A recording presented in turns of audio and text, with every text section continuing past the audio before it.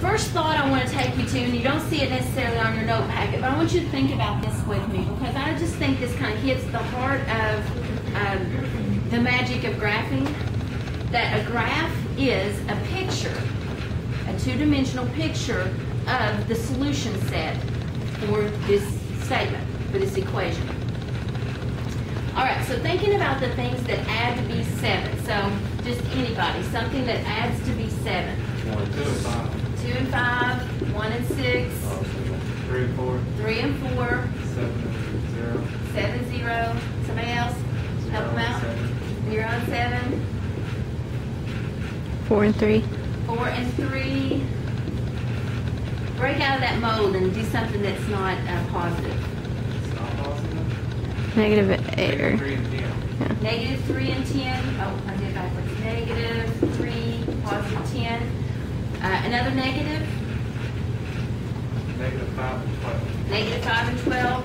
So we could keep on this route forever and a day, right? You could say, negative 100 and positive 107. So we could go on and on and on that route. We could also went on some more of those.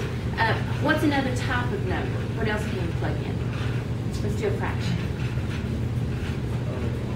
6 and a half to 1 half. 6 and a half and 1 half adds up to be 7. You could do something else.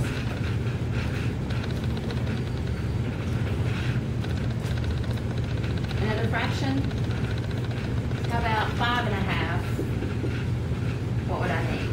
1.5. Right. Okay, so we could keep doing that. We could also say 6 and a 4th and 3/4, 6 and a 7th and 7/8. There would be infinite fractions as well. Negative numbers, fractions, decimals, integers. Actually, that gets me to my next point. The domain of this equation.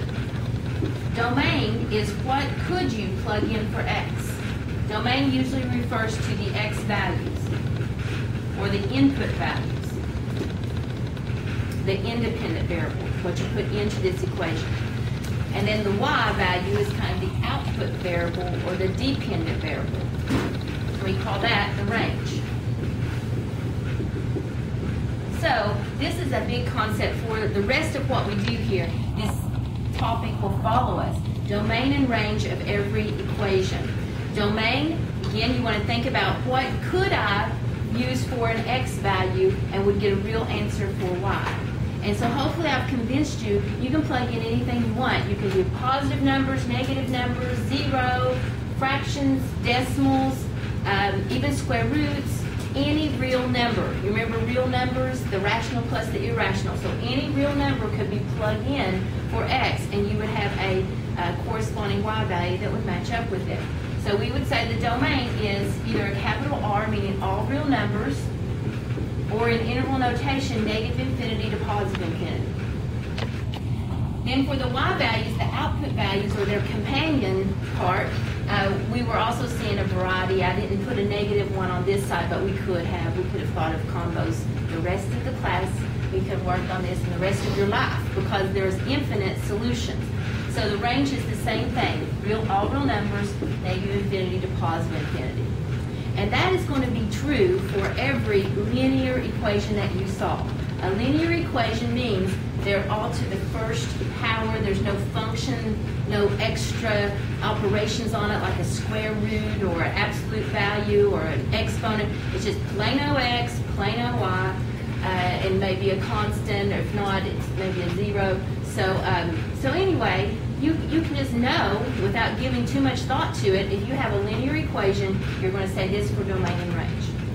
And maybe you did. If you took our 120, 122 class last semester, you had that problem on a gateway exam. Everybody had to do that. And you had to fill this little detail in, number 4. But anyway, the neat thing about linear equations is, as long as it's